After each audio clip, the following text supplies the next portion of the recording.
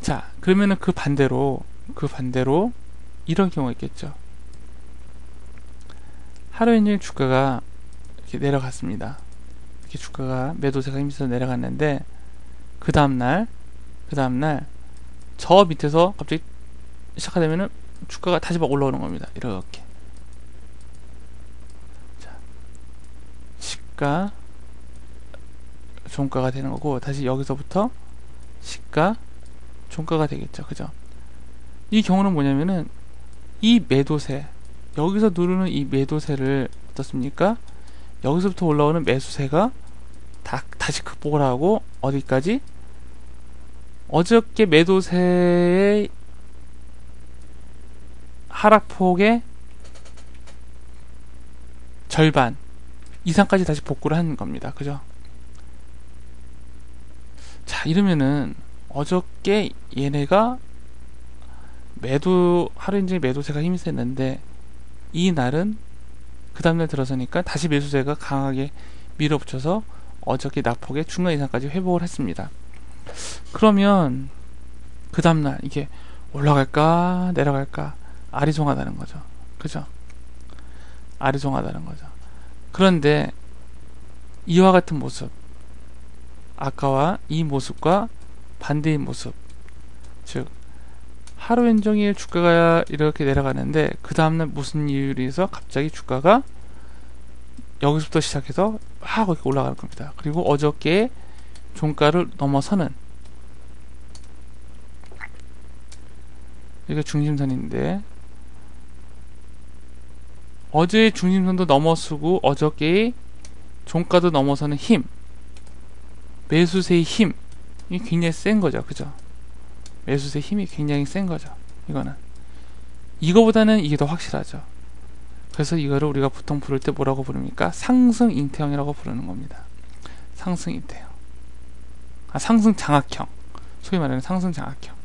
이거는 하락 장악형, 상승 장악형이라고 부르는 거예요.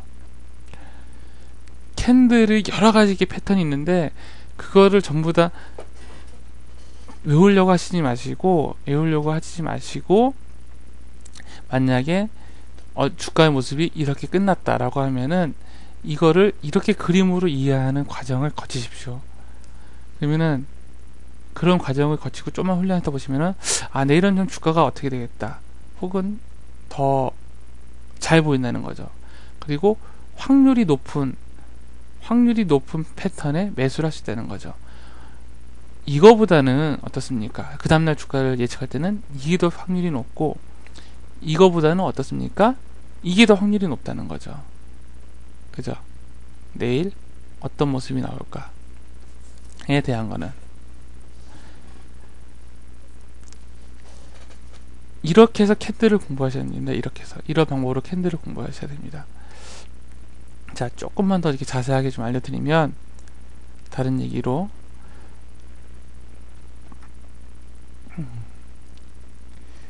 만약에 첫째 날에 이렇게 음봉이 나왔습니다. 첫째 날에 이렇게 음봉이 나오고 둘째 날에 요 안에 품는 양봉이 이렇게 나왔습니다. 이거를 우리가 흔히 부르는 상승 잉태형이라고 하죠. 상승 잉태형, 즉 상승의 가능성이 있다. 잉태를 했다는 거, 이거는 상승 장악형, 이거는 상승 잉태형입니다. 이건 주가 흐름 어떻습니까? 그림을 그려보면은 이렇게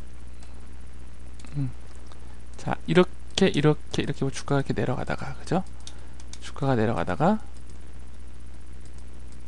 그 다음날은 어떻습니까? 그 다음날에는 갑자기 주가가 여기서 시작해서 이렇게 끝난 거죠. 그죠?